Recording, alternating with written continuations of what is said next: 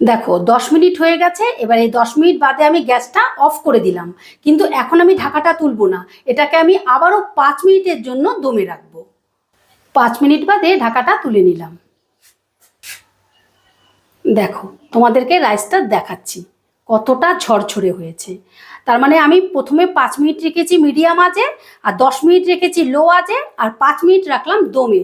মোট আমি 20 মিনিটে কিন্তু পোলাওটা রান্না করলাম।